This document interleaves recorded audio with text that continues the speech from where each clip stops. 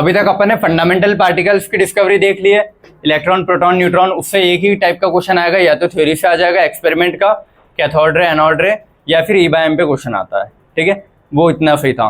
अब जब fundamental particle discover हो चुके हैं तो उसके बाद फिर साइंटिस्ट लोगों ने दिमाग लगा के बोला होगा ना, इन फंडामेंटल पार्टिकल से एटम बन कैसे रहा है, ये चीज़ आई होगी नेक्स्ट। ठीक है, तो एटम के लिए टोटल 3 थ्योरीज आई थी। ठीक है, मैं इधर से स्टार्ट कर रहा हूँ लिखना, ये समझाने वाला बोर्ड है। ठीक है, सबसे पहली थ्योरी कौन सी थी? Thompson model. ठीक है, फिर अगली थ्योरी कौन सी थी? Rutherford model. ठीक है, और तीसरा कौन सा था? Bohr's model. इसके बाद तो फिर वो वेव पे शिफ्ट हो गए थे, पार्टिकल के लेवल पे ये 3 ही थ्योरीज आई थी। इसके बाद फिर वो ड्यूअल नेचर वेव में आ जाता है, श्रोडिंगर वेव में आ जाता है, तो वो सब वेव वाला पोर्शन अलग है, पार्टिकल वाला यहाँ पे एंड हो जाएगा अपना। क्लियर है? तो ये 3 थ्योरीज आई थी। सबसे पहली जो थ्योरी आई थी और जो कि गलत थी, वो थी थॉमसन मॉडल। ठीक है, थॉमसन ने वाले ने क्या बोला था कि जो 2 पार्टिकल है, इसने न्यूट्रॉन को ज़्यादा कंसिडर नहीं किया था, कुछ बोला नहीं था ऐसा, क्योंकि न्यूट्रॉन तो वैसे भी न्यूट्रल पे था। तो इसने बोला था पहली चीज़ तो एटम ओवरऑल न्यूट्रल है, चार्ज बैलेंस है, जितना पॉजिटिव होगा उसके अंदर उतना ही नेगेटिव होगा, तो इलेक्ट्रिकली क्या है? न्यूट्रल है। तो पहला पॉइंट इसका क्या था? न्यूट्रल है, जितना पॉजिटिव उतना ही नेगेटिव होगा एटम, उतने ही, जितने पॉजिटिव चार्ज उतने नेगेटिव चार्ज, मतलब जितने प्रोटॉन होंगे एक एटम के अंदर उतने ही इलेक्ट्रॉन होंगे। और ये चीज़ मानते भी अपन कि हाँ एटम इलेक्ट्रिकली न्यूट्रल होता है, जितने प्रोटॉन उतने इलेक्ट्रॉन। ठीक है, अगर मैंने इलेक्ट्रॉन ना निकाले ना ऐड किए तो। क्लियर है? ठीक है, फिर सेकंड पॉइंट इसने क्या बोला था कि बना कैसे, इलेक्ट्रॉन प्रोटॉन का अरेंजमेंट कैसा है। तो इसने 3 या 4 एग्जाम्पल नाम के साथ दिए हैं।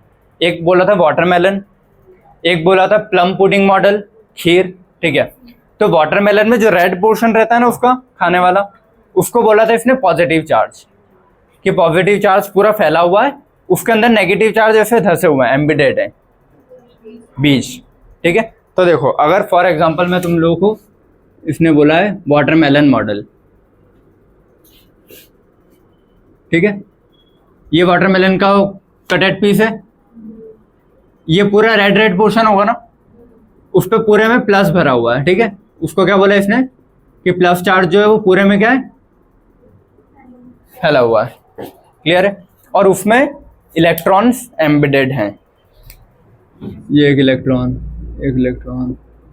तो ऐसे देखने पे तो मेरे को ऐसा लगेगा ना, अगर मान लो ऐसा डायग्राम आता है तो तुमको क्या लगेगा? इलेक्ट्रॉन कम है प्रोटॉन से, नहीं लगेगा। अगर ऐसे तरबूज को इमेजिन करूं तो रेड वाला पोर्शन ज्यादा दिखता है कंपेयर टू बीच, तो उसने बीच को क्या बोला था? इलेक्ट्रॉन, और पूरे रेड वाले पोर्शन को क्या बोला? प्रोटॉन।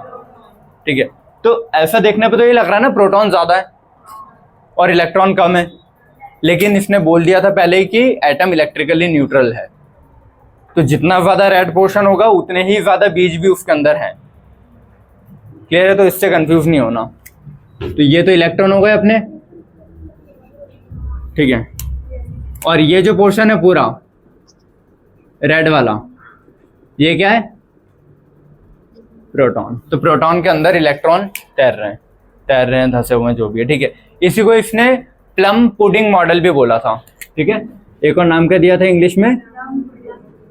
प्लम पुडिंग मॉडल, मतलब खीर वाला। ठीक है, कि एक खीर है, खीर में ऊपर से जितने भी तुम कुछ भी ड्राई फ्रूट्स डाल दो, तो ड्राई फ्रूट्स को इसने बोला था इलेक्ट्रॉन, और जो पूरी खीर है इसको क्या बोला था?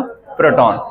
तो जैसे ये था कि रेड रेड पूरा पोर्शन प्रोटॉन है, उसमें बीज इलेक्ट्रॉन थे, तो वैसे ही खीर वाले में एग्जाम्पल क्या था कि पूरी खीर क्या है? प्रोटॉन है, उसके अंदर इलेक्ट्रॉन मतलब ड्राई फ्रूट्स धसे हुए हैं। क्लियर है सभी को?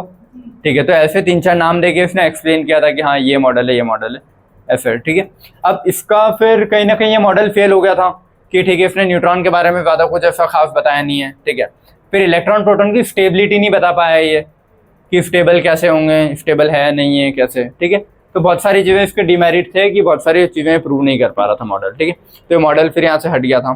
फिर उसके बाद अगला आया था रदरफोर्ड। ठीक है, रदरफोर्ड का एक्सपेरिमेंट आता है, थॉमसन का नहीं आता। क्लियर है? रदरफोर्ड ने क्या बोला था? देखो रदरफोर्ड ने एक एक्सपेरिमेंट किया, यहाँ पे लिख रहा हूँ। ठीक है, रदरफोर्ड वाला, इसने एक अल्फा पार्टिकल का फोर्स लिया। क्या लिया?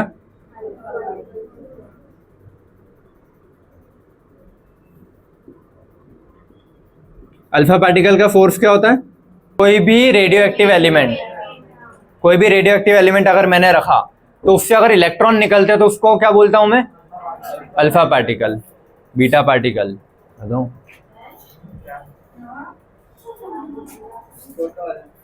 अगर कभी भी कोई एक रेडियो एक्टिव एलिमेंट रखा है उससे इलेक्ट्रॉन निकल रहे हैं तो बोलता हूं बीटा पार्टिकल। और हीलियम +2 आयन इतना चार्ज अगर रिमूव होता है तो बोलते हैं अल्फा पार्टिकल। कल लिखवाया था अल्फा और बीटा पार्टिकल में क्या डिफरेंस है, तो कंफ्यूज मत होना, ठीक है। बीटा पार्टिकल का मतलब क्या होता है?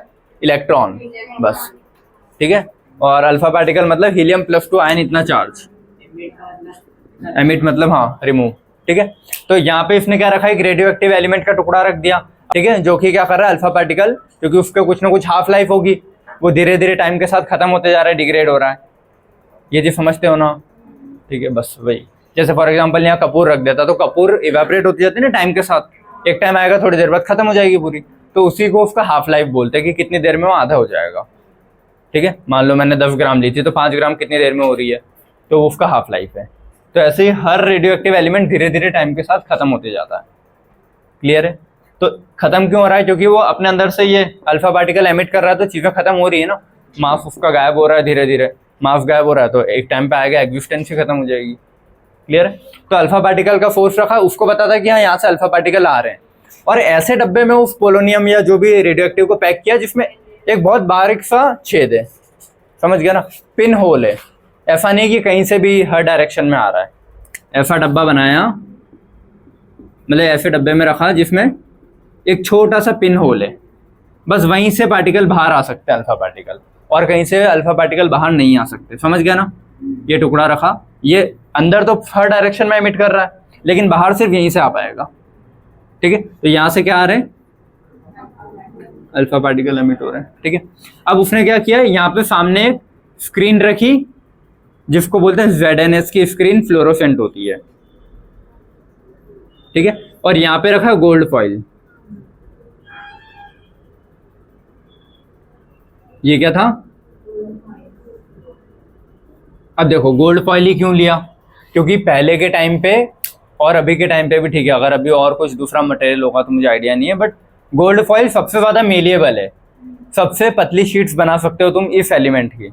आयरन की इतनी पतली शीट्स नहीं बना पाओगे, तो ऐसा, या पेपर से भी पतली शीट बनती है इसकी, जो अपने पेपर है ना लिखने वाले, इससे भी बहुत ज्यादा पतली शीट्स बन जाती है गोल्ड की। गोल्ड टूटेगा नहीं इतनी आसानी से, उसकी बहुत चपटी शीट्स बनाई जा सकती है, बहुत बहुत ज्यादा थिन। तो ऐसा बोलते हैं कि 1 एटम थिन इतनी शीट्स बना सकते हैं, मतलब एक या कुछ ऐसा बोलते हैं बहुत ही पतली शीट जिसमें बहुत ही कम एटम का वो है। जैसे एक पन्ना है तो पन्ने में हो सकता है पन्ने की थिकनेस में 1000 या लाखों एटम हो इस थिकनेस के अंदर ही, समझ गया ना? थिकनेस मतलब ऐसे नहीं बोल रहा हूँ, ये ठीक क्लियर है ना? पन्ना कितना मोटा है, उसके अंदर ही इधर से इधर देखूंगा तो 1000 एटम आ सकते हैं। लेकिन गोल्ड फॉइल में ऐसा बोलता है कि शायद एक सिंगल एटम थिकनेस का या 100 एटम या 1000 ऐसा कुछ लिमिटेड है उसका, कि इतने कम एटम्स आ सकते हैं। क्लियर है? तो उसने रखा गोल्ड फॉइल को बहुत ज़्यादा पतला करके, मेलिएबल है इसीलिए। उसके पीछे लगाई एक स्क्रीन ZNF की, और वो पूरा ऐसा यहाँ से लगाई है ना, ऐसा नहीं कि सिर्फ उधर लगाई, ये इतनी ऐसी लगाई उसने पूरी सेमी सर्कल में। क्लियर है? फिर जब यहाँ से अल्फा पार्टिकल आए, ठीक है, तो अल्फा पार्टिकल जब एमिट हुए ना, उसके बाद वो इस गोल्ड फॉइल से पास हो रहे होंगे, तो उसने जब फिर इसका ऑब्जर्वेशन देखे तो ऑब्जर्वेशन में क्या मिला, अधिकतर यहाँ पीछे थोड़ी थोड़ी देर में कुछ कुछ चमक रहे हैं। क्लियर है ना? वो स्क्रीन पे जैसे ही पार्टिकल आके टकराया स्क्रीन चमकी, फिर पार्टिकल टकराया स्क्रीन चमकी। क्लियर है सभी को? तो बहुत बार ज्यादातर एरिया चमक रहा है बार बार अल्फा पार्टिकल के एमिट होने की वजह से। क्लियर है? ठीक है। कहीं कहीं ऐसा हो रहा है कि इधर की चीजें चमक रही है या ऐसा कुछ हो रहा है। अधिकतर क्या हो रहा है, सेंटर में चमक रहा है, कहीं कहीं हो रहा है कि यहाँ इधर उधर चमक रहा है इधर, ठीक है, कहीं हो रहा है कि इधर भी अगर मान लो मैंने कुछ चीज रखी तो इधर चमकने लग गया। तो उसने क्या बोला कि जो भी अल्फा पार्टिकल मैक्सिमम निकल रहे हैं वो मोस्टली सीधे सीधे जा रहे होंगे, इसीलिए सामने ज्यादा चमक रहा है। और मान लो कुछ कुछ पार्टिकल थोड़े मुड़ गए तो थोड़ा दूर में चमक रहा है, और कुछ कुछ ऐसे होते हैं जो एग्जैक्ट जाके और वापस आ जाते हैं पीछे। तो अगर इधर भी स्क्रीन रखूं कुछ या कुछ ऐसा रखूं तो इधर चमकने लग जाएगा। क्लियर है? वैसे ये वाला था नहीं कि इधर स्क्रीन रखना, ऐसा कुछ था नहीं, ठीक है। बट फिर भी तुम उसको कैसे पता लगा होगा, कुछ तो सोचा होगा ना। दिख तो नहीं रहे हैं उसको अल्फा पार्टिकल, ठीक है, आंखों से तो नहीं दिख रहा, तो कुछ स्क्रीन रख के ही पता किया होगा कि हाँ इधर भी कुछ हो रहा है कुछ। क्लियर? तो अधिकतर अल्फा पार्टिकल क्या हुए थे, गोल्ड फॉइल से सीधा निकल गए थे, क्योंकि वहाँ चमक रही थी चीज़ें। कुछ चीज़ें एक दो बार ऊपर नीचे भी चमकी है, तो उसने सोचा कि जब मैंने अल्फा पार्टिकल को सीधा मारा है तो सीधे ही जाने चाहिए ना, आड़े टेढ़े क्यों हुआ? क्योंकि इसके पहले अपन प्रॉपर्टीज पढ़ के आते इलेक्ट्रॉन प्रोटॉन न्यूट्रॉन हर चीज़ की, कि travels in the straight line. तो ये स्ट्रेट लाइन में ना जाता हुआ ऐसे क्यों गया? फिर यहाँ क्यों चमका? जब मेरा पिन पॉइंट था तो पिन पॉइंट पे आनी चाहिए सारी चीज़ें, तो पिन पॉइंट पे ना आते हुए ऊपर नीचे जा रही है, तो कुछ तो ऐसी चीज़ होगी जिसने उसको बैंड किया, ठीक है। तो यहाँ से इसको पता लगा कि नहीं कुछ ऐसी चीज़ें जहाँ बैंड हो रहा है, ठीक है। फिर कुछ पार्टिकल ऐसे थे जो एग्जैक्ट पीछे आ गए रिमूव होके, तो इससे उसको तीन कंक्लूजन मिले कि मैक्सिमम जो अल्फा पार्टिकल है वो गोल्ड फॉइल से पास होके सीधे जा रहे हैं, कुछ अल्फा पार्टिकल डिविएट हो गए, और कुछ अल्फा पार्टिकल ने अपना पाथ को ट्रेस किया, वापस पीछे आ गए, ठीक है। उससे उसको तीन कंक्लूजन मिल पाए कि सीधे जा रहे हैं, मतलब अधिकतर जगह, मान लो कोई भी चीज़ क्या बोला था सबसे पहले, एटम से बनी है हर चीज़, तो अगर एटम से बनी है तो एटम सॉलिड अगर होता तो इधर से उधर चीज़ें जाने ही नहीं देता। अगर इधर से उधर जा रही तो एटम के अंदर अधिकतर जगह कैसी होगी, खाली, तभी इधर से उधर जा पा रही है, क्योंकि इस शीट को तो इतना पतला कर दिया था कि बहुत ही कम एटम बचे अब इसमें। तो फिर भी अगर इधर से उधर जा पा रही चीज़ें, मतलब खाली होगी अधिकतर जगह एटम के अंदर। तो इस वाले पॉइंट से उसने क्या पता किया कि एटम के अंदर की अधिकतर जगह कैसी है, खाली है। क्लियर? अब जो डेविएट हुए तो उसने बोला कि एटम के अंदर जब इलेक्ट्रॉन प्रोटॉन न्यूट्रॉन तीन चीजें डिस्कवर हुई थी ना, तो उसने बोला जो प्रोटॉन या प्लस चार्ज है वो कहीं एक जगह इकट्ठा अक्यूमुलेटेड है, क्योंकि उसके पास से जैसे रे गई होगी तो वहां से वो डेविएट हो गई। अल्फा पार्टिकल प्लस चार्ज है ना,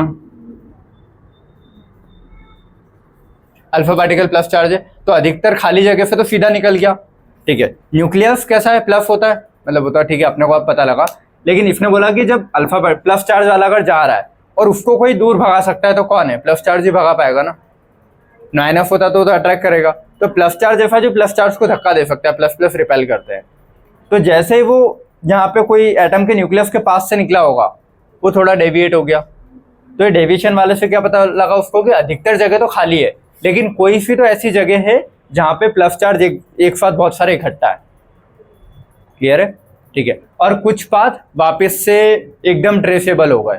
मतलब देखो ये सेकंड और थर्ड पॉइंट थोड़ा थोड़ा सेम सेम ही है, कि सेकंड पॉइंट में भी उसने क्या बोला कि प्लस चार्ज जो है वो एक जगह अक्यूमुलेटेड है, तो उसके पास से जैसे जाएगा डिविएट हो गया, और जस्ट उसके सामने जाएगा तो एक टाइम आएगा ना, इधर देखो, अगर मैं यहाँ पे एक एटम है उसका प्लस चार्ज है, अधिकतर तो यहाँ से निकल गए होंगे, ठीक है।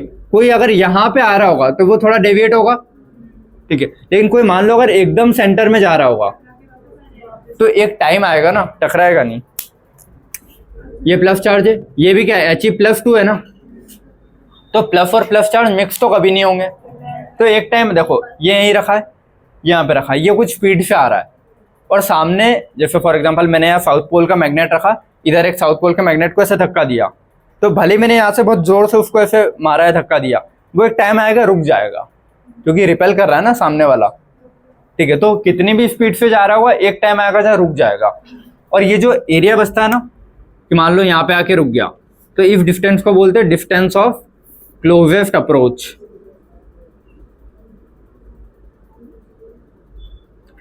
इससे क्वेश्चन अपने इसमें नहीं आते हैं, ठीक है, IIT वालों का काम का है, बस समझ लो क्या है कि अगर हीलियम पार्टिकल जस्ट आया होगा तो यहाँ बहुत तेजी से आया होगा, एक टाइम आएगा फिर ये वापस धक्का दे देगा ना उसको, तो वापस से वो क्या आ गया, रिवर्ट आ जाएगा। तो इससे उसको समझ में आया कि नहीं हाँ चीज़ें कैसे वर्क कर रही है। तो तीन कंक्लूजन उसने निकाले थे कि अधिकतर स्पेस एम्प्टी है, फिर कुछ पॉजिटिव चार्ज सेंटर में कंडेंस्ड है इसीलिए चीज़ें बैंड हो रही है रेस, और कुछ मतलब वो जो सेकंड वाले पॉइंट से उसने कि अगर उस पर डायरेक्टली कोई रे जा रही है तो वो ऐसी कैसी रिट्रेस्ड हो रही है अपने पाथ पे। क्लियर हुआ इतना? ठीक है। तो ये तीन चीज़ें इसने किसने बताई थी, रदरफोर्ड ने। तो Rutherford alpha particle scattering experiment, ये उसका पूरा नाम, रदरफोर्ड अल्फा पार्टिकल स्कैटर हो रहे ना, अपन ने तो स्ट्रेट लाइन में मारे थे लेकिन बिखर गए कुछ, तो alpha particle scattering experiment. Clear है? तो इससे डिस्कवरी किस चीज़ की हुई, इलेक्ट्रॉन का कोई लेना देना था क्या इससे? इसने तो अल्फा पार्टिकल प्लस चार्ज है वो मारा था, और इधर से उसने बताया था कि जगह खाली है तो उसका इलेक्ट्रॉन से क्या लेना देना, कोई लेना देना नहीं है। थोड़ा सा बैंड हुआ तो उसका प्लस चार्ज से लेना देना है, जस्ट वापस आया उसका भी प्लस चार्ज से लेना देना है, तो इसका इलेक्ट्रॉन से तो कुछ लेना देना था नहीं ना खास। तो इसने इलेक्ट्रॉन का ज्यादा कुछ बोला नहीं कि इलेक्ट्रॉन कहाँ है कैसा है, न्यूक्लियस का जरूर बताया। तो रदरफोर्ड ने किस चीज की डिस्कवरी की थी? न्यूक्लियस की, कि न्यूक्लियस एटम के अंदर एक कहीं जगह है जहाँ पे कंडेंस एक साथ रहता है, उसके अलावा एटम की पूरी जगह खाली होती है अधिकतर, ये चीज बोली है। तो रदरफोर्ड का एक्सपेरिमेंट समझ में आया क्या था? ठीक है। उसके बाद आता है बोर्स मॉडल। तो बोर्स मॉडल ने फिर बताया इलेक्ट्रॉन की स्टेबिलिटी। जैसे फॉर एग्जांपल रदरफोर्ड ने इलेक्ट्रॉन का नहीं बता पाया ना, रदरफोर्ड को दिख रहे थे क्या कि इलेक्ट्रॉन रिवॉल्व करते हैं, घूमते हैं, उसने बस बोल दिया होगा कि ठीक है ना इलेक्ट्रॉन कहीं भी रखा होगा। उसने बोला कि ये न्यूक्लियस था सेंटर, यहाँ पे एक एटम बना होगा, प्लस चार्ज वो बता पाया कि हाँ प्लस चार्ज का क्या है, न्यूक्लियस है, और उसने बोल दिया कि ठीक है उसके आसपास कहीं इलेक्ट्रॉन रखा होगा। तो मान लो अगर इलेक्ट्रॉन आसपास कहीं भी रखा है तो प्लस और नेगेटिव तो अट्रैक्ट करते हैं ना, तो इलेक्ट्रॉन अंदर खींचा जाएगा, तो ऐसे तो एटम ही अनस्टेबल हो जाएगा ना,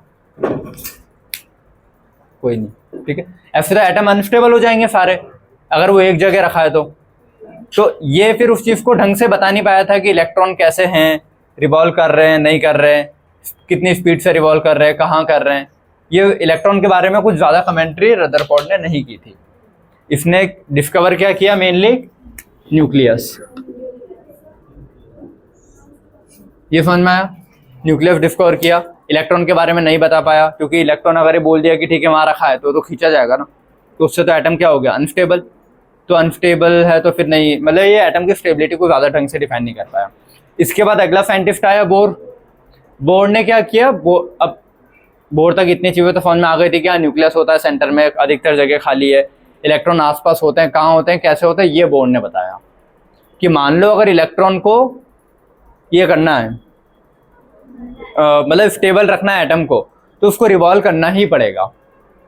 अगर एक जगह रुक गया तो उसको तो न्यूक्लियस खींच लेगा इलेक्ट्रॉन को, लेकिन चलता रहेगा, और चलना भी इतनी स्पीड से कि वो खींच ना पाए। ठीक है, देखो अगर फॉर एग्जांपल यहाँ सेंटर में ये है और इलेक्ट्रॉन मान लो सिर्फ यहाँ रुका हुआ है, तो जो रुका हुआ इलेक्ट्रॉन है ना, इसको तो न्यूक्लियस खींच लेगा ना, तो इसको बोलते हैं के शेल। के शेल है ना पहला शेल, के shell electron capture.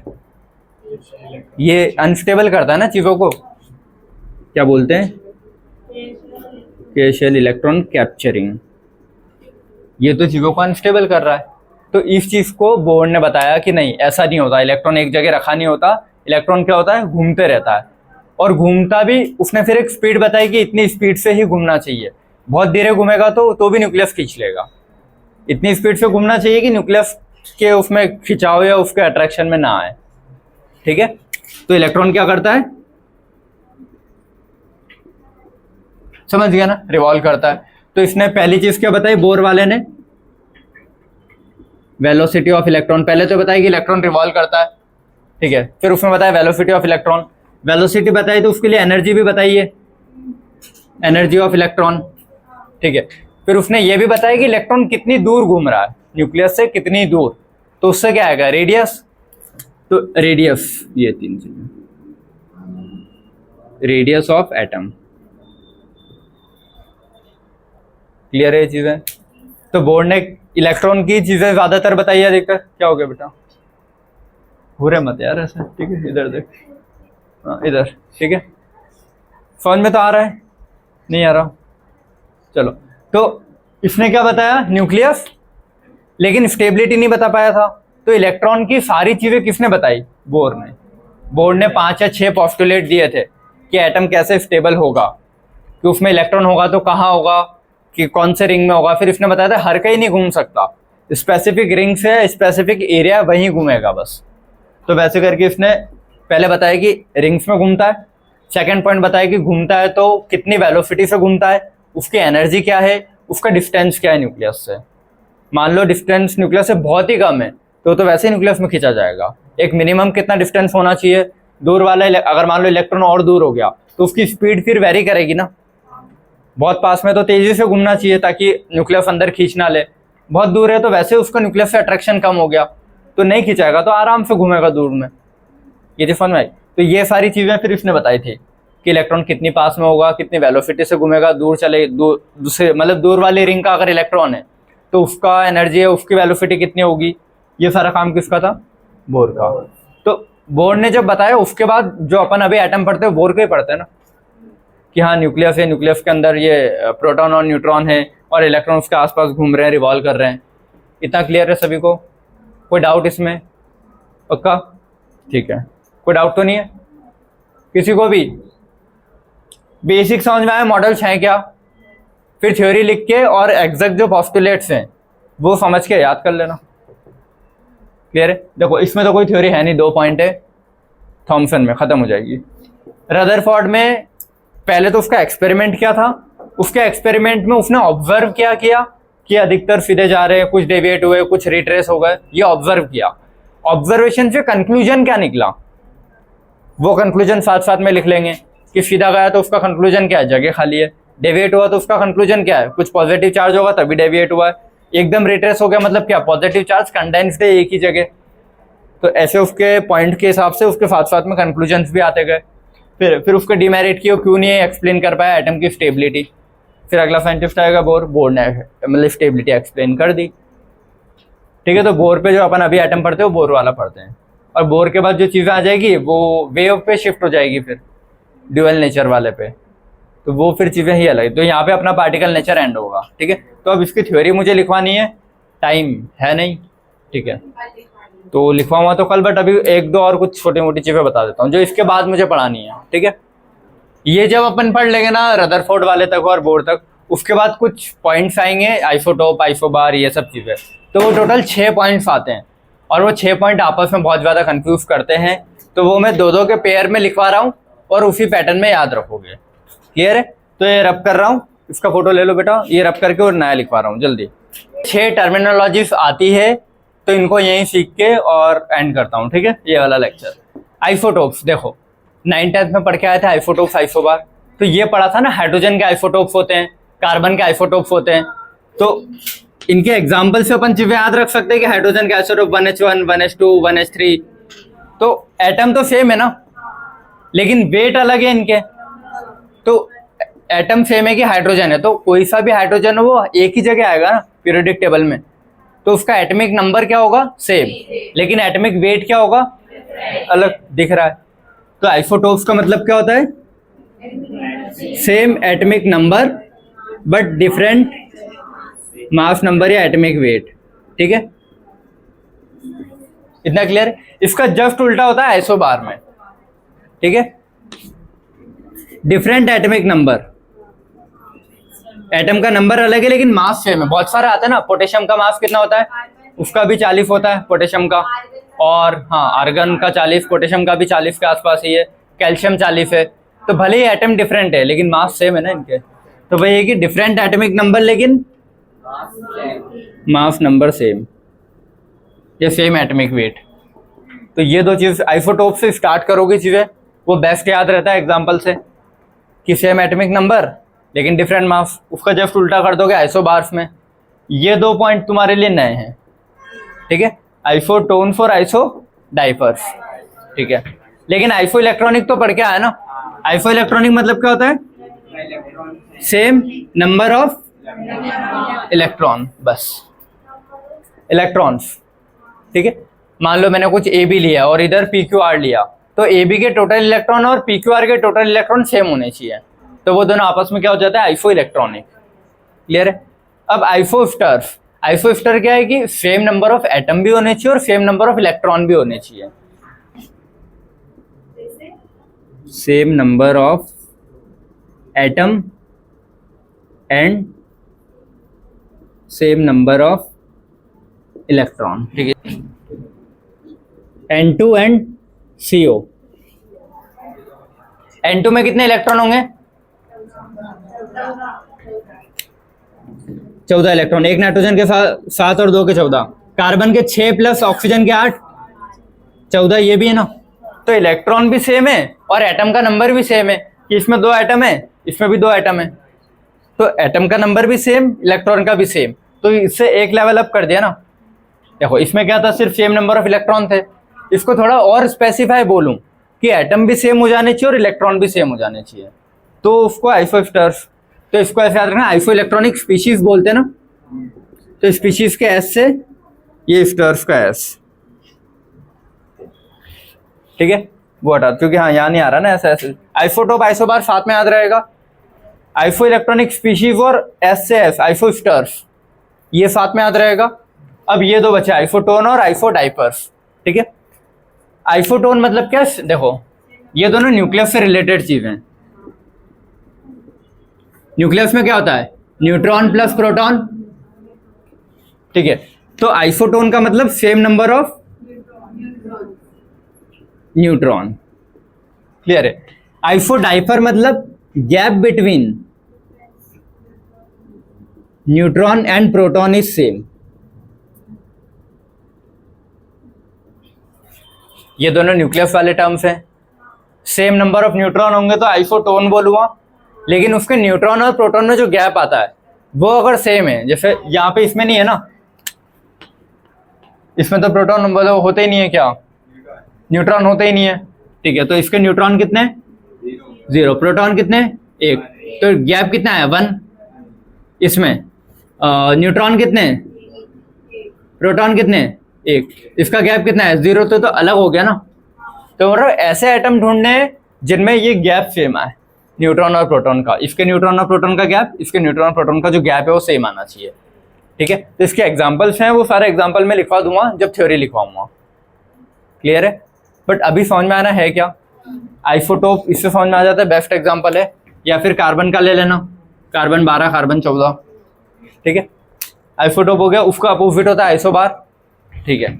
Iso electronic species समझ में आता है, उसके एस से आइसो स्टार याद रखोगे तो ये दो चीज सेम हो जाएगी कि इलेक्ट्रॉन दोनों में सेम है, बस इसमें थोड़ा और स्पेसिफाई कर दिया तो एटम का नंबर भी सेम कर दिया, ठीक है। उसके बाद बचा क्या, न्यूक्लियस वाली चीजें बची है। तो न्यूक्लियस में सिर्फ न्यूक्लियस के एन से एन न्यूट्रॉन, सिर्फ न्यूट्रॉन की बात करें तो आइसोटोन और न्यूट्रॉन और प्रोटॉन में, आइसोटोन मतलब सेम नंबर ऑफ क्या है न्यूट्रॉन है, और आइसोडाइफर्स मतलब क्या है, इसमें याद रखना ये वर्ड जो है ना डाई, डाई मतलब 2, तो 2 चीजों का गैप डाइफर वाले में नाप रहे हैं और इसमें नहीं नाप रहे हैं, ऐसे याद रखना। वहां टर्म्स आएंगे, 2 एग्जाम्पल देगा और पूछेगा ये 2 किस चीज का एग्जाम्पल है, और नीचे 4 नाम लिख देगा इन 6 में से, क्लियर है सभी को, ठीक है। चलो ये वाला लेक्चर मैं यहीं पे एंड कर रहा हूँ। Afternoon everyone. अपन ने कल बेसिक्स पर मतलब देख लिया था, सबसे पहले इलेक्ट्रॉन प्रोटॉन न्यूट्रॉन की डिस्कवरी देख ली थी, धन्यवाद। चलो हाँ, अपन ने इलेक्ट्रॉन प्रोटॉन न्यूट्रॉन की डिस्कवरी देख ली थी, ठीक है। मतलब सब एटॉमिक पार्टिकल डिस्कवर हो गए थे, कैथोड रेज, एनोड रेज और न्यूट्रॉन का चैडविक ने एक्सपेरिमेंट किया था अपना कौन सा रेडियो एक्टिव एलिमेंट के साथ, तो सारी चीज़ें डिस्कवर हो गई थी, ठीक है। उसके बाद अब वो जो फंडामेंटल पार्टिकल्स अपने को मिल गए हैं उनसे एटम कैसे बना होगा, ये बैठने मतलब साइंटिस्ट लोग ये बैठने सोचे, उसका एक ब्रीफ देख लिया था अपन लोगों ने कि हाँ ब्रीफ में कैसे बन रहा होगा, कुछ ने क्या बोला कुछ ने क्या बोला, तो भाई टोटल 3 साइंटिस्ट आए थे, तीनों ने अपने अपने पॉइंट्स रखे थे। थॉमसन ने अपने पॉइंट रखे, रदरफोर्ड ने अपने पॉइंट रखे, फिर बोर आया, बोर ने अपने पॉइंट रखे। सबसे पहला जो मॉडल आया था वो आया था थॉमसन का मॉडल, ठीक है। और ये इन चीज़ों का बेसिक्स में तुम लोगों को पढ़ा चुका हूँ क्या, ठीक है। इसमें क्या है, थॉमसन वाले में क्या है, रदरफोर्ड में क्या है, बोर में क्या पढ़ना है, सिर्फ ये बताया था क्या पढ़ना है, पढ़ेंगे अब, ठीक है। वो बस ओवरव्यू दिया था। तो थॉमसन वाले में अपन ने कल ये चीज़ पढ़ी थी ना कि जो पूरा रेड कलर का तरबूज में उसका जो खाने वाला पोर्शन होता है वो क्या होता है, प्रोटॉन, और उसके अंदर जो बीज हैं वो एम्बिडेड है। तो बीज खुद से मूव नहीं कर सकते ना इधर उधर, एम्बिडेड मतलब स्टेशनरी है, लेकिन अपने को आज तो पता है ना इलेक्ट्रॉन घूमते हैं। तो उसने क्या बोला था कि इलेक्ट्रॉन स्टेशनरी है और पूरे पॉजिटिव के उसमें फैले हुए हैं, ये पढ़ा था। या फिर खीर वाला एग्जांपल ले लो कि खीर जो पूरी है वो पॉजिटिव चार्ज है और उसमें जो ड्राई फ्रूट्स रख रखे हैं ऊपर से जितने भी है वो क्या है, इलेक्ट्रॉन से, तो वो धसे हुए ना एक जगह, मतलब स्टेशनरी, ये सब चीज़ें इसने बोली थी, ठीक है। लेकिन मान लो जब थॉमसन एक्सपेरिमेंट कर रहा था उसी टाइम रदरफोर्ड भी कर रहा होगा, तो रदरफोर्ड ने जब गोल्ड फॉइल के साथ एक्सपेरिमेंट किया अल्फा पार्टिकल का, तो अल्फा पार्टिकल +2 चार्ज होता है, मतलब पॉजिटिव चार्ज है ना एक, तो पॉजिटिव चार्ज जब उसने गोल्ड फॉइल के अंदर से पास किया तो कुछ सीधे चले गए, कुछ मुड़ गए। तो फिर इसने थॉमसन को बोला कि जब मैंने एक्सपेरिमेंट किया पॉजिटिव के साथ, तो पॉजिटिव में पूरे ही तुमने बोला पॉजिटिव है, तो फिर हर जगह से मुड़ने चाहिए ना, समझ में आया ना? अगर बोल रहा हूँ कि पूरी ये जो शीट है पूरी पॉजिटिव है तो इसका अल्फा पार्टिकल पूरे पे मुड़ना चाहिए, जैसे आया कहीं से भी मुड़ना चाहिए, सीधा तो जाना ही नहीं चाहिए कहीं भी, क्योंकि इसने बोला था ना पूरा ही पॉजिटिव है। तो ये फिर गलत हो गया। थॉमसन ने बोला नहीं तुम गलत हो, क्योंकि अगर प्रैक्टिकल तो ये है ना, इसने तो कोई प्रूफ थोड़ी दिया था, इसने बस बोल दिया था कि ऐसा है, कोई एक्सपेरिमेंट तो दिया नहीं इसका अपने को कि इसने ऐसा एक्सपेरिमेंट किया था इसीलिए इसको ऐसा मिला, बस इसने खुद से सोचा एक एग्जाम्पल और दे दिया। लेकिन जब एक्सपेरिमेंट ओरिजिनल लैब में किया किसने, रदरफोर्ड ने, तो उसने क्या देखा कि एटम तो सीधे मतलब अल्फा पार्टिकल या पॉजिटिव चार्ज तो सीधा जा रहा है, तो सीधा जा रहा है तो इसने बोला कि पूरी शीट ही क्या थी, पॉजिटिव थी। तो पॉसिबल ही नहीं है ना पूरी शीट में पॉजिटिव में से पॉजिटिव उधर निकल जाए। क्लियर है ना? तो इसने बोला कि नहीं ऐसा तो नहीं होगा कि पॉजिटिव पूरे में फैला है, ये बात ही गलत है, बहुत सारी जगह खाली है, क्योंकि इसने क्या बोला पूरा भरा है पॉजिटिव से और उसके अंदर माइनस ऐसे धंसे हुए हैं, तो जगह नहीं है। इसने कहने का मतलब ये ना जगह नहीं है, लेकिन पॉजिटिव अगर इधर से इधर जा रहा है तो जगह होनी चाहिए। तो रदरफोर्ड ने फिर बोला था कि नहीं ऐसा नहीं है कि पूरे में फैला है, बहुत सारी खाली जगह होती है, जो कि अधिकतर पार्टिकल मेरे सीधे गए हैं।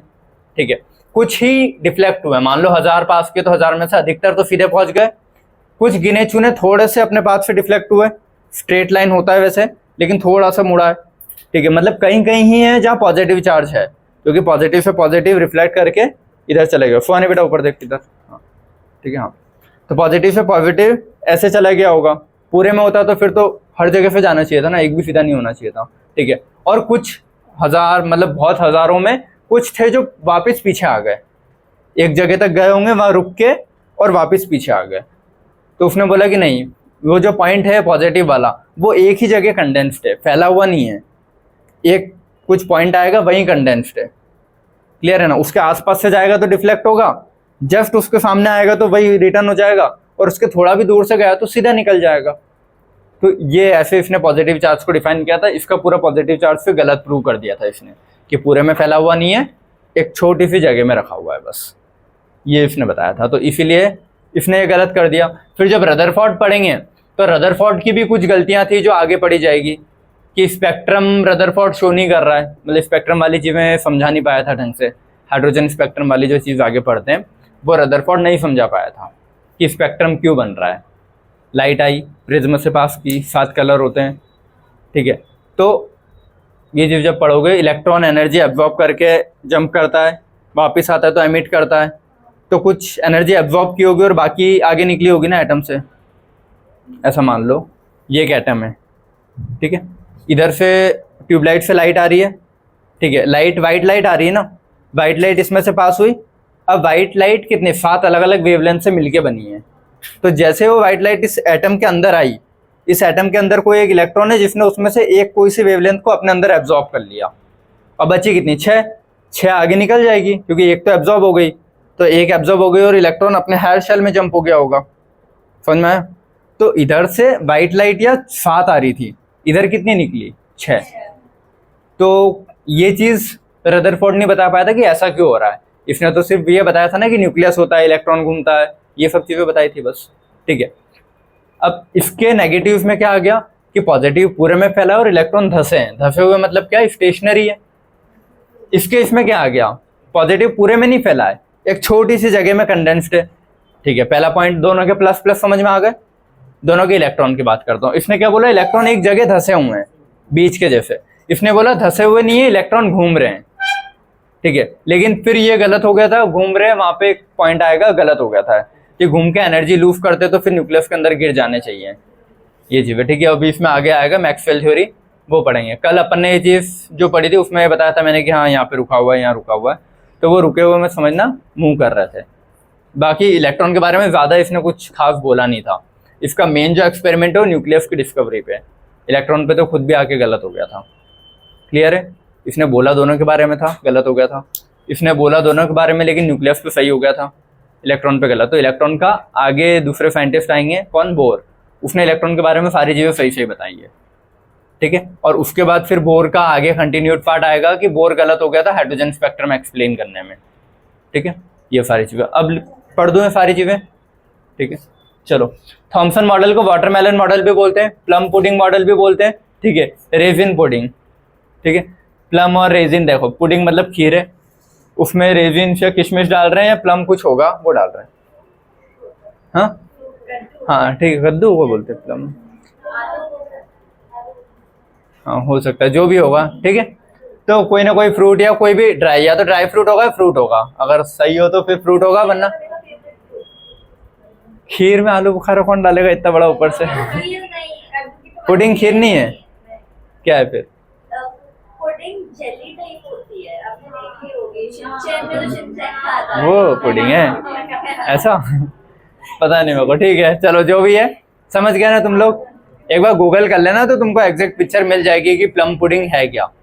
बाकी एग्जांपल ये दिया जाता है कि खीर वाला, ठीक है, खीर में किशमिश डाला है। तो ये 3 नाम दिए हैं उसने, उसी की बेसिस पे चीजें आई थी। इसने क्या बोला बेटा, इधर आवाज नहीं। Atom consist of uniformly positive charge sphere, कि पॉजिटिव चार्ज वो कैसा फैला है, यूनिफॉर्मली, मतलब पूरे में फैला है, ऐसा नहीं कि कहीं ऐसा, ठीक है, शीट जैसे। चार्ज स्फीयर पूरे गोले के अंदर, इन विच इलेक्ट्रॉन आर एम्बिडेड, और इलेक्ट्रॉन कैसे हैं, एम्बिडेड है। एम्बिडेड का मतलब स्टेशनरी हो गया ना, इलेक्ट्रॉन रुका हुआ है, और ये दोनों पॉइंट गलत थे इसके, ठीक है। एटम, लेकिन हाँ एक पॉइंट सही था कि एटम इलेक्ट्रिकली न्यूट्रल होता है, जितना पॉजिटिव होगा उतना नेगेटिव भी होता है। लेकिन जो एग्जाम्पल इसने दिया ना, उसके हिसाब से इमेजिन नहीं हो रहा कि पॉजिटिव नेगेटिव बराबर होगा, ठीक है। बाकी बोला इसने था तो ये चीज याद रखना कि एटम इलेक्ट्रिकली न्यूट्रल, ये एक ही पॉइंट सही था बस इसका, बाकी सारे पॉइंट गलत थे। मतलब जितना पॉजिटिव चार्ज होगा उतना ही क्या होगा, नेगेटिव चार्ज होगा कोई भी एटम के अंदर। और होता भी है, हर एटम जब तक उससे इलेक्ट्रॉन ना निकाला जाए ना उसके अंदर इलेक्ट्रॉन रखा जाए, वो न्यूट्रल होता है। क्लियर है? तो ये पॉइंट आया समझ में, ठीक है। अब वही लिख रखा है कि बैकग्राउंड में जो वाटरमेलन में रेड कलर होता है पॉजिटिव चार्ज को डिनोट कर रहा है, और शीट्स जो होते हैं वो नेगेटिव चार्ज इलेक्ट्रॉन को डिनोट कर रहे हैं, ठीक है। अब इसकी लिमिटेशन है, इसके ड्रॉबैक क्या थे, इसके ड्रॉबैक क्या थे, आगे जितने नए नए साइंटिस्ट आते गए, चीजें एक्सप्लेन करते गए, वो सारे इसके ड्रॉबैक है, कुछ भी एक्सप्लेन नहीं कर पाता ना, ठीक है। डजंट एक्सप्लेन द न्यूक्लियस, जो अभी अपन को पता है क्या न्यूक्लियस ऐसा होता है, वो ये एक्सप्लेन नहीं किया था, तो वो इसका गलत पॉइंट हो गया। इसके बाद ये रदरफोर्ड का जो अल्फा पार्टिकल स्कैटरिंग एक्सपेरिमेंट था, कि अल्फा पार्टिकल डेविएट क्यों हो रहे हैं, कहीं कहीं डेविएट हो रहे हैं, कहीं सीधे जा रहे हैं, तो ये भी एक्सप्लेन नहीं कर पाया इसका मॉडल, तो वो भी इसके ड्रॉबैक में आ जाएगा। ये जितने भी डिस्कवरी है वो सब इसके नेगेटिव पॉइंट ही है, तो न्यूक्लियस इसका negative point, alpha particle scattering इसका नेगेटिव पॉइंट, और स्पेक्ट्रम भी इसका नेगेटिव पॉइंट। ये कोई भी चीज समझा नहीं पाया था, ये सिर्फ एक चीज बता पाया था, इलेक्ट्रॉन न्यूट्रल होता है, वो भी मन से दे दिया होगा इसने, ठीक है, क्योंकि एक्सपेरिमेंट तो कुछ किए नहीं थे इसने। चलो तो इतना ही था जे थॉमसन का मॉडल। यहाँ से क्वेश्चन ऐसे आएगा नहीं, जब बुक्स लगाओगे तो उसमें थ्योरेटिकल मिल जाएंगे तुमको, क्लियर है।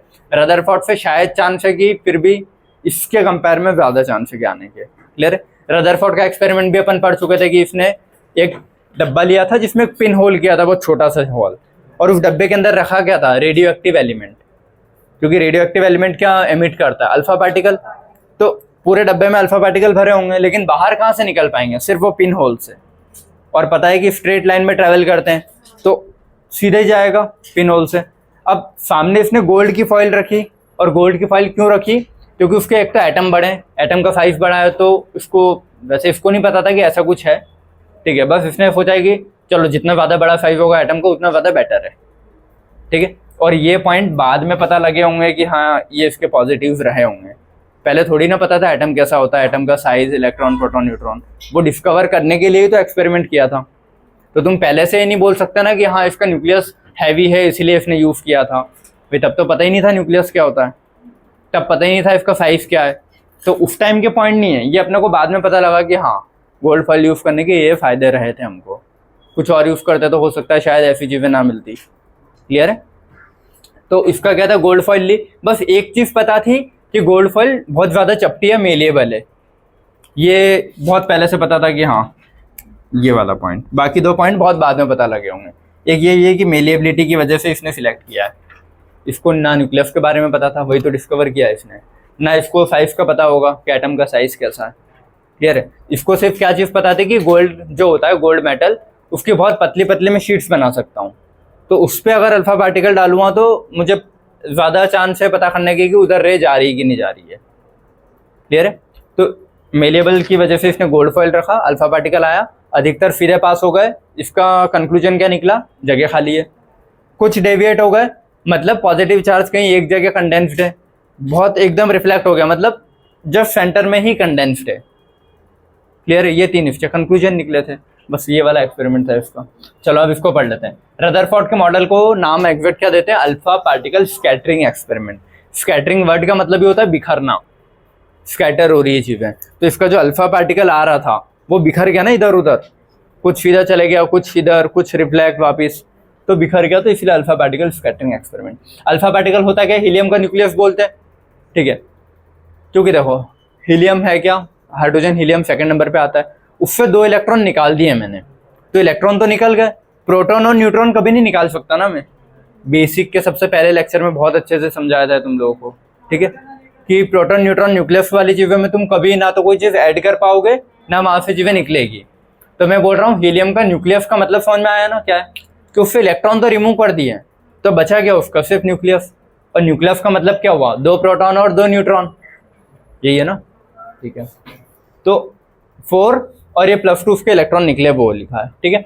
तो अल्फा पार्टिकल पे चार्ज कितना आएगा? +2, लेकिन इसका वेट कितना है? 4 है ना, तो 4 MP मास ऑफ प्रोटॉन वही लिखा है, या 4 AMU बोलते हैं। जितने भी पीरियोडिक टेबल में मासेस लिखे हैं वो AMU में लिखे हैं।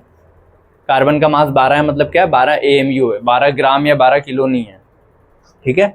वो एक एटम का मास लिखता है AMU में, एटॉमिक मास यूनिट नाम ही है उसका, AMU, ठीक है। ये सब मोल में आएगी चीजें। अब देखो ये चल अपन ने पढ़ लिया कि अल्फा पार्टिकल, तो इससे रिलेटेड आसपास 2 टर्म्स और आते हैं, बीटा पार्टिकल और गामा। तो तुमको पता होना चाहिए, एक बार मैंने तुमको लिखवा दिया है वैसे कि अल्फा पार्टिकल होता क्या है। अल्फा, बीटा, गामा, कोई भी रेडियो एक्टिव डीके होता है तो वहां से 3 टाइप के पार्टिकल की निकलने की पॉसिबिलिटी हो सकती है, या तो अल्फा पार्टिकल निकलेगा, या बीटा, या गामा। तो अल्फा पार्टिकल निकलता है मतलब हीलियम का न्यूक्लियस रिमूव हो रहा होगा, बीटा पार्टिकल निकल रहा है अगर उस रेडियो एक्टिव से तो इलेक्ट्रॉन रिमूव हो रहे हैं, और गामा निकल रहा है मतलब फोटॉन्स रिमूव हो रहे हैं। फोटोन ये लाइट के फोटोन, ठीक है भाई। तो ये 3 चीजें निकलने के चांस रहते हैं किसी भी रेडियो एक्टिव डीके में, क्लियर है, ठीक है।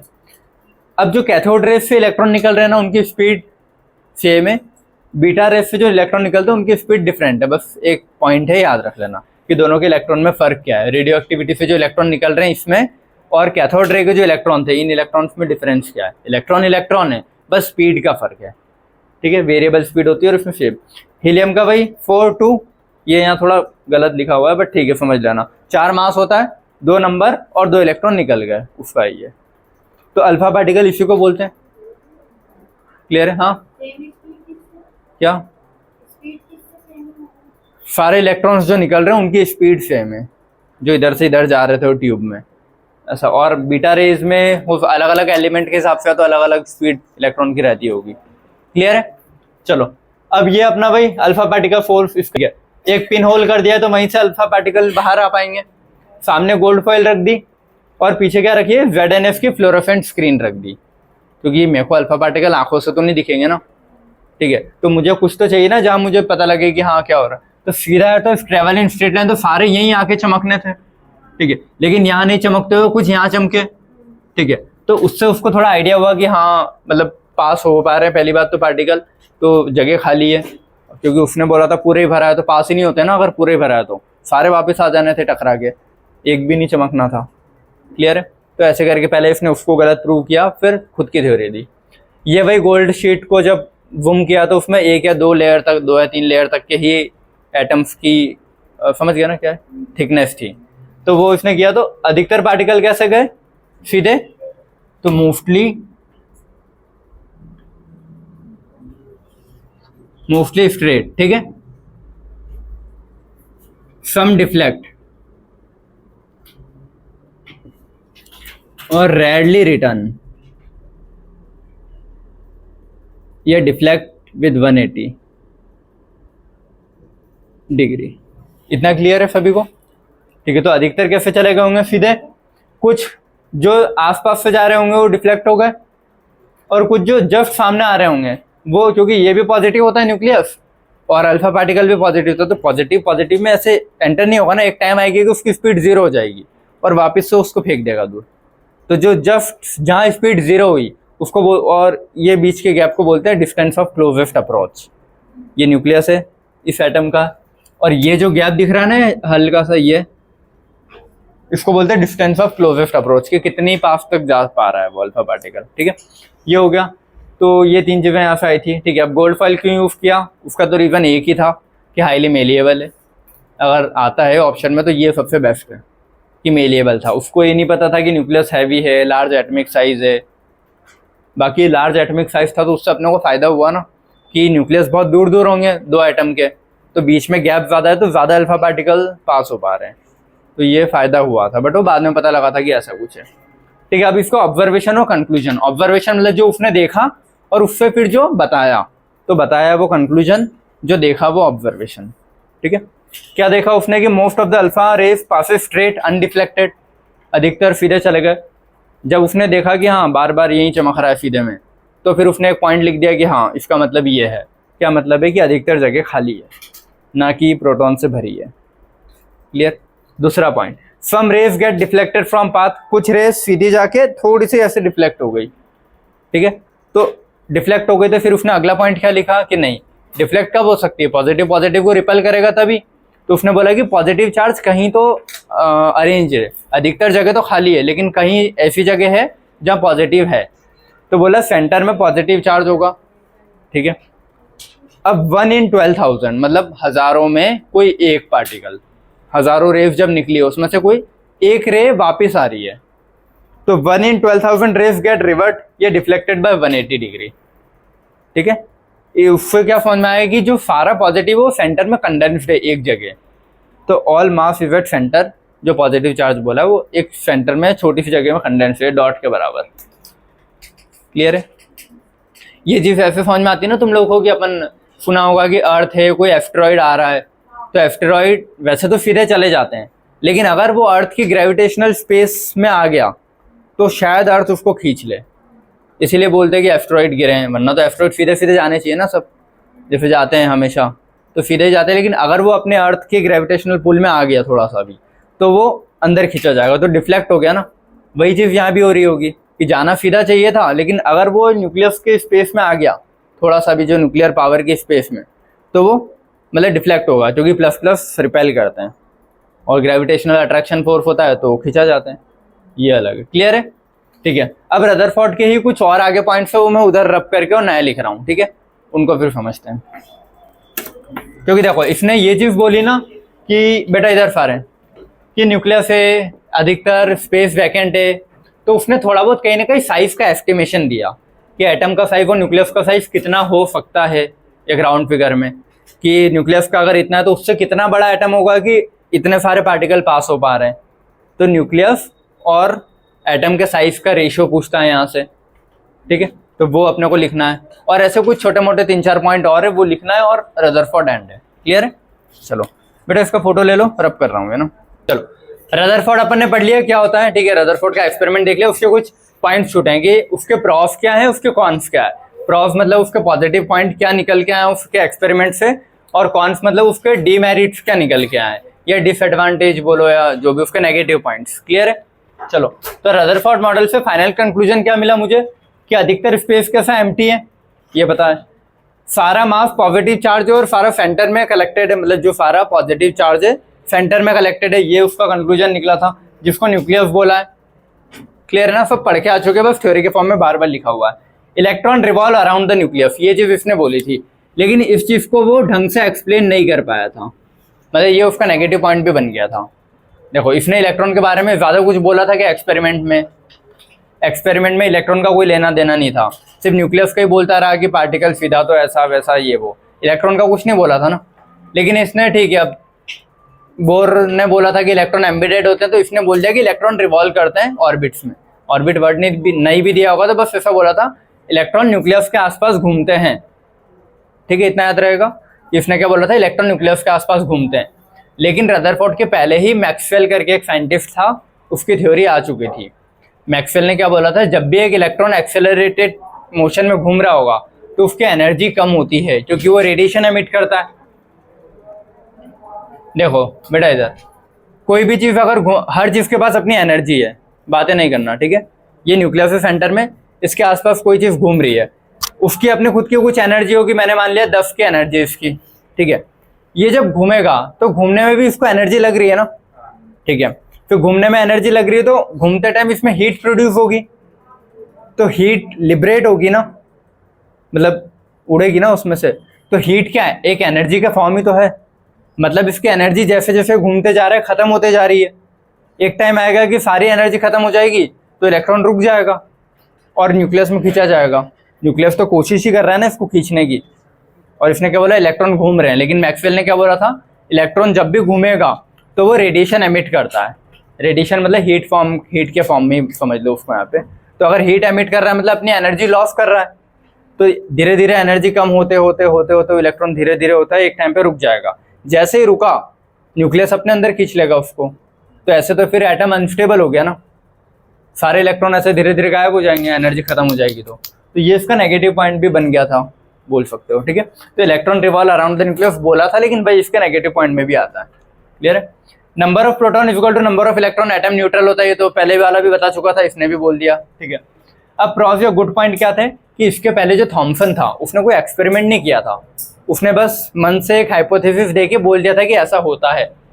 लेकिन इसने एक्सपेरिमेंट करके कुछ चीज़ों को बताया ना, तो एक्सपेरिमेंटल था, ये इसका अच्छा पॉइंट था कि प्रूफ था इसके पास बोलने का। ऐसा नहीं कि तू कैसे बोल रहा है, कुछ देख के एक्सपेरिमेंट करके बोल रहा है। न्यूक्लियस की डिस्कवरी इसने की थी, तो रदरफोर्ड वाले एक्सपेरिमेंट से पूछे क्या डिस्कवर हुआ था, तो न्यूक्लियस।